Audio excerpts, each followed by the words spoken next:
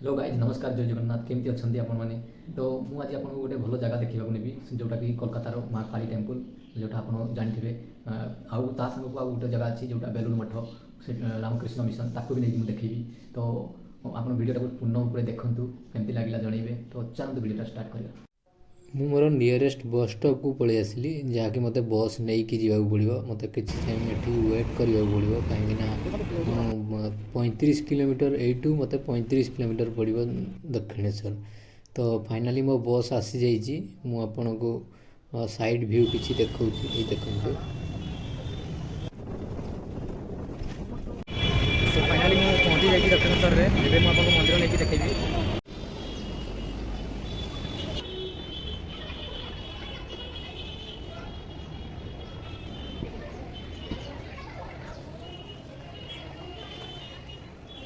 तो ये आप देखिपे केते सुंदर भाव में कराई जोटाकि रेलिंग कराई। एटा रास्तार उपरे बनाई। यही रेलिंग रे आपन को कम से कम 1.5 किलोमीटर खंडे जावाक पड़ो जहाँ भितर कि दुकान बाजार सब अच्छी जो थ्रू आप भोग ले पारे।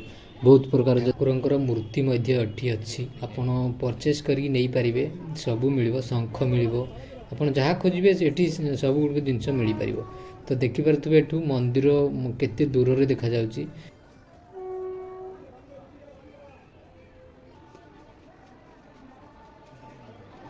मत शीघ्र शीघ्र जावाक पड़ो कहीं मुझे दक्षिणेश्वर मंदिर सहित रामकृष्ण मिशन भी नहीं कि जीवी।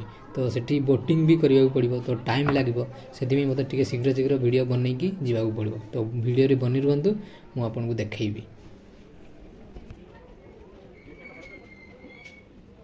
एठी एक्सकेलेटर लिफ्ट आउ सीढ़ी भी अच्छी जोटा कि आप यूज करें। तो ये मंदिर मेन गेटा फ्रंट पार्टा रोची। तो मंदिर फ्रंट पार्ट रु जदि आम एपटे जावा आमर लेफ्ट साइड रे एगुड़ाक रोची पार्किंग एरिया। आपड़ जदि कार नहीं आसुँच कि कौन बड़ व्हीकल नहीं आसुँच एठी आप भड़ा देकी रखिपारे।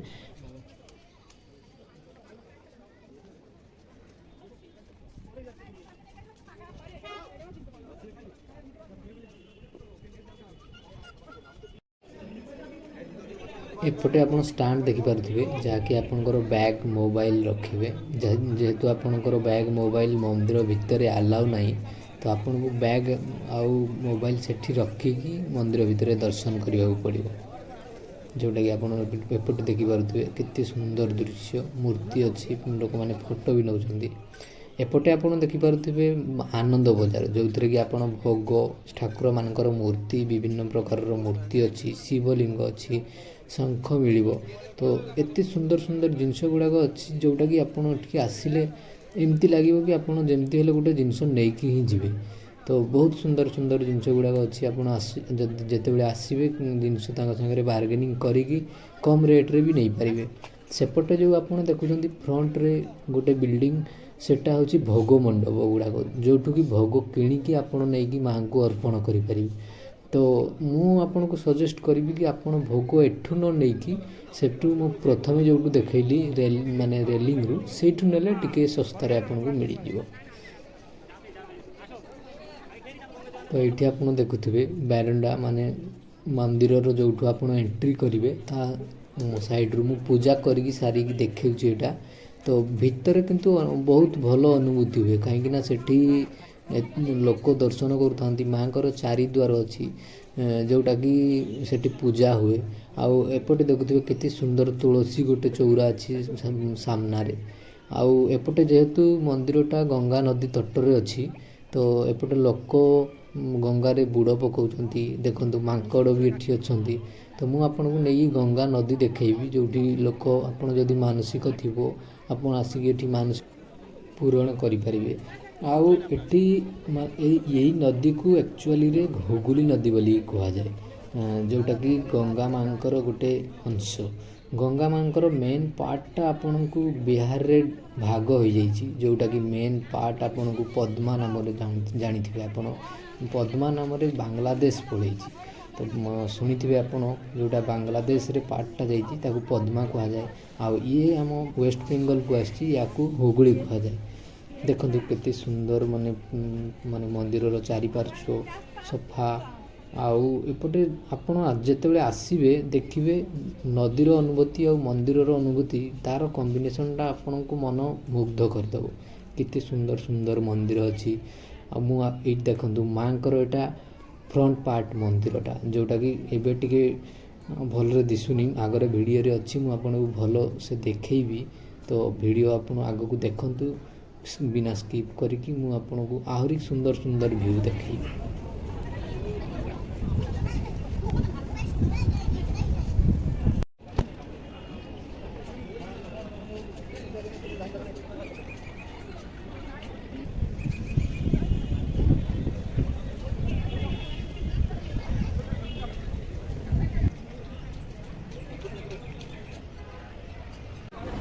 तो अबे मुझे जस्ट मंदिर बुलिकी रामकृष्ण मिशन को जावाई चाहूँगी। तो सेपटे जावाई आपको बोटिंग करा पड़ो। बोटिंग करा गले आपको बोटिंग टिकेट करा पड़ो। चलते मुझे सब देखिए। मो ପାଇଁ ଟିକେଟ୍ କାଟି ନେଇଛି, ଯେଉଁଟାକି 11 ଟଙ୍କା ପଡ଼ିବ ରାମକୃଷ୍ଣ ମଠ କୁ ଯିବା ପାଇଁ ବୋଟିଂରେ, ବୋଟ୍ରେ। ତ ଚେକିଂ ବାକିଂ ହେଇସାରିଲା, ତାପରେ ମୁଁ ଆସିକରି ୱେଟିଂ ହଲ୍ରେ ଏଠି ବସିଯାଇଛି। ଦେଖନ୍ତୁ ୱେଟିଂ ହଲ୍, ଆପଣଙ୍କୁ ଏଠି ୱେଟ୍ କରିବାକୁ ପଡ଼ିବ, କାହିଁକିନା ବୋଟ୍ ପାଣି ଭିତରେ ଆସେ, ତ ଆପଣଙ୍କୁ କୁଆଡ଼େ ବି ଛାଡ଼ିବେନି। ସେଠି ବୋଟ୍ ନ ଆସିବା ଯାଏଁ ଆପଣଙ୍କୁ ସେଠି ବସିବାକୁ ପଡ଼ିବ। ଯେତେବେଳେ ବୋଟ୍ ଆସିବ ତେବେ ଆପଣଙ୍କୁ ସେତେବେଳେ ଗେଟ୍ ଖୋଲିବେ, ଆପଣ ଯାଇକି ବୋଟ୍ରେ ବସିବେ। ତ ଆମ ଗେଟ୍ ଖୋଲି ଯାଇଛି, ବୋଟ୍ ଆସିଯାଇଛି। ତ ଆମେ ଏବେ ସେ ଯେଉଁ ରେଲିଂ ବନା ହେଇଛି, ରେଲିଂରେ ନଦୀ ଭିତରକୁ ଯାଉଛୁ। ତ ଦେଖିପାରୁଥିବେ ଏଇଟା ଆମ ବୋଟ୍ ଆସୁଛି।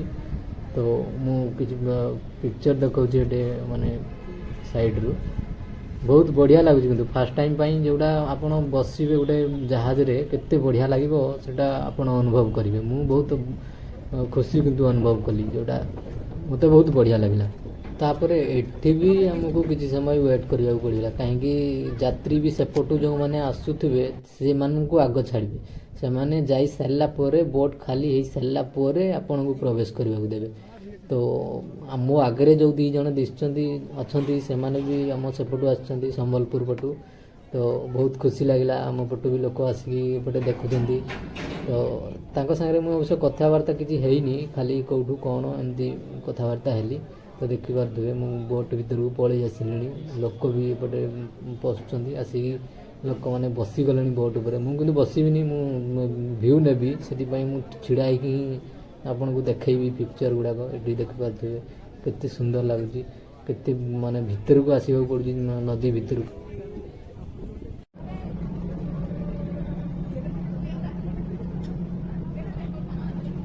ଏବେ ଆମ ବୋଟ୍ ଛାଡ଼ିଲା, ଯେଉଁଟା ବେଲୁର ମଠ ଅଭିମୁଖେ। ଆପଣଙ୍କୁ ମାନେ ନଦୀ ଭିତରର ଭଲ ଭଲ ଭିୟୁ ଅଛି। ନଦୀ କିନାରେ ଯେଉଁଟା ଅଛି ଭଲ ଭଲ ମଠ ମାନ ଅଛି, ମୁଁ ସବୁ ଆପଣଙ୍କୁ ଦେଖେଇବି। ଆପଣ ଦେଖନ୍ତୁ। ଆଉ ଗୋଟେ ଜିନିଷ ଆପଣଙ୍କୁ ଅନୁଭୂତି ହେବ, ଯାହାକି ସମୁଦ୍ର ଯେହେତୁ ଏଠୁ ବେଶୀ ଦୂରରେ ନୁହଁ, ତ ପାଣିଟାକୁ ସିଏ ସେପଟୁ ତଡ଼ିକି ରଖିଛି। ଏମିତି ଲାଗୁଛି କି ଏଇଟା ହିଁ ସମୁଦ୍ର। ତ ପାଣି ଏଠୁ ମାନେ ପାଣିଟା ତା'ର ବହାବ ହିଁ ନାହିଁ। ତ ପାଣି ଆକ୍ଚୁଆଲି ବହୁଛି, କିନ୍ତୁ ଆମକୁ ଜଣାପଡ଼ୁନି, ଯେହେତୁ ସମୁଦ୍ର ପାଖରେ ଅଛି। ତ ସିଏ ପାଣିଟାକୁ ତଡ଼ିକି ରଖିଛି। ଆଉ ସେପଟୁ ଟାଇଡ୍ ମଧ୍ୟ ଦେଉଛି, ଯେଉଁଥିରେ କି ପାଣି ସମୁଦ୍ର ପଟୁ ଏପଟେ ଉପରକୁ ହିଁ ଆସୁଛି, ଏମିତି ଲାଗୁଛି। ତ ଆପଣ ଦେଖିବେ ସୁନ୍ଦର ସୁନ୍ଦର ଭିୟୁ ସାଇଡ଼୍ରୁ ଅଛି, ଭଲ ଭଲ ମଠ ଅଛି। ଏଇ ଦେଖନ୍ତୁ, ଏଇ ଗୁଡ଼ାକ ମନ୍ଦିର, ନଦୀ ସାଇଡ଼୍ରେ ଭଲ ଭଲ ମନ୍ଦିର ଅଛି। ଆଉ ମଠ ଏଠୁ ଯେହେତୁ 5 ରୁ 7 କିଲୋମିଟର ହେବ, ତ ମୁଁ ଆପଣଙ୍କୁ ଦେଖେଇବି।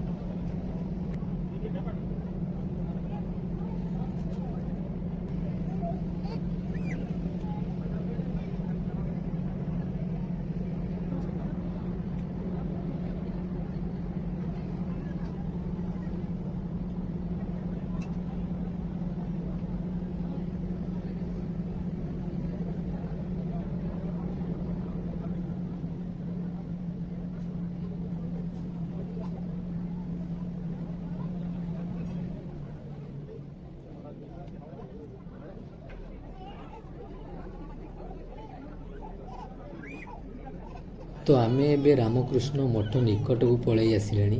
ଆମ ଡଙ୍ଗା ଧୀରେ ଧୀରେ କୂଳକୁ ଆସୁଛି।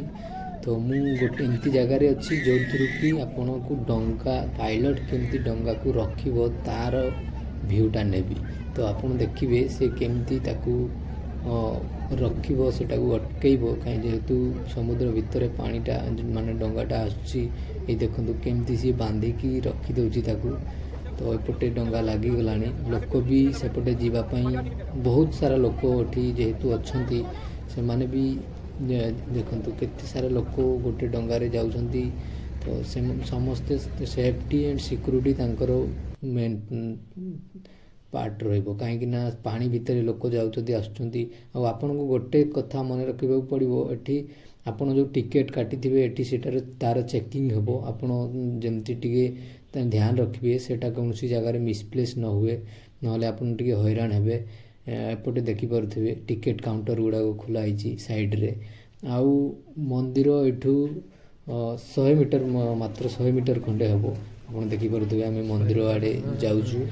ତ ମନ୍ଦିରର ସବୁ ପାର୍ଟ ମୁଁ ଆପଣଙ୍କୁ ଦେଖେଇବି। ବହୁତ ଭଲ ଭଲ ଭ୍ୟୁ ଅଛି, ତ ଆପଣ ଭିଡ଼ିଓକୁ ଦେଖନ୍ତୁ। ଏଠି ଆପଣ ମନ୍ଦିରର ମ୍ୟାପ୍ଟା ଦେଖିପାରିବେ, ଯେଉଁଥିରେ କି ଆପଣ ଦେଖିକି ଜାଣିପାରିବେ ମନ୍ଦିରରେ। ତ ଫାଇନାଲି ମୁଁ ରାମକୃଷ୍ଣ ମଠରେ ପହଞ୍ଚି ଯାଇଛି, ଯେଉଁଟାକି ସ୍ୱାମୀ ବିବେକାନନ୍ଦଙ୍କ ଦ୍ୱାରା ସ୍ଥାପନ କରାଯାଇଥିଲା।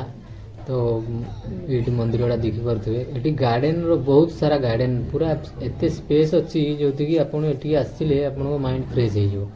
ବହୁତ ଲୋକ ଏବେ ସନ୍ଧ୍ୟା ଟାଇମ୍ରେ ହିଁ ଆସୁଛନ୍ତି, କାହିଁକିନା ତାଙ୍କୁ ଏବେ ପିସଫୁଲ୍ ଜାଗା ଗୋଟେ ଦରକାର, ଯେଉଁଠିକି ସେମାନେ ଏକାନ୍ତରେ ମାନେ ବସିକି ଧ୍ୟାନ କରିପାରିବେ। ଏବେ ଏଠି ମାନେ ମେଡ଼ିଟେସନ୍ ହେବ ସନ୍ଧ୍ୟାରେ, ଆଉ ଭଜନ କୀର୍ତ୍ତନ ବି ହେବ। ରାମକୃଷ୍ଣଙ୍କ ଯେତେବେଳେ ପୂଜା ହେବ, ସନ୍ଧ୍ୟା ଆଳତୀ ଯେତେବେଳେ ହେବ, ତ ଦେଖିପାରୁଥିବେ କେତେ ସୁନ୍ଦର ଭାବରେ ମନ୍ଦିର ଗଢ଼ା ହେଇଛି।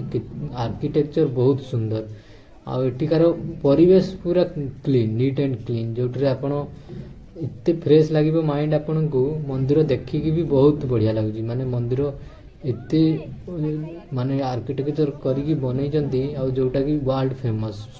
ମାନେ ଫରେନ୍ ଟୁରିଷ୍ଟ ମାନେ ବି ଏଠିକି ଆଟ୍ରାକ୍ଟ ହେଉଛନ୍ତି, ଯେଉଁମାନେ କି ରାମକୃଷ୍ଣ ମିଶନରେ ଜଡ଼ିତ ଅଛନ୍ତି। ତ ଦେଖିପାରୁଥିବେ ଏବେ ସନ୍ଧ୍ୟା ଟାଇମ୍ରେ ବହୁତ ଲୋକ ଆସିଛନ୍ତି, ବୁଲୁଛନ୍ତି। ଆଉ ସେପଟେ ଗାର୍ଡ଼େନ ଅଛି, ଗାର୍ଡ଼େନରେ ମାନେ ପନିପରିବା ଗଛ ବି ଲଗା ହେଇଛି। ସେଟା ମେଣ୍ଟେନ୍ କେଉଁମାନେ କରୁଛନ୍ତି, ସେଠି କେହି ନଥିଲେ ଫିର୍ ବି ବହୁତ ସାରା ପନିପରିବା ଗଛ ଲଗା ହେଇଛି। କେତେ ସ୍ପେସ୍ ଜାଗା ଦେଖିପାରୁଥିବେ। ମନ୍ଦିର ବି ଏପଟୁ କେତେ ସୁନ୍ଦର ଦିଶୁଛି ଦେଖୁଥିବେ, ଲୋକମାନେ ବସିଛନ୍ତି। ଆଉ ସେପଟେ ନଦୀର ବି ଭ୍ୟୁ ମୁଁ ନେଇଛି, ଏପଟର ମାନେ ଭ୍ୟୁ ନେଇଛି, ସେଇଟା ମୁଁ ଦେଖାଉଛି। ଏଇ ଦେଖନ୍ତୁ।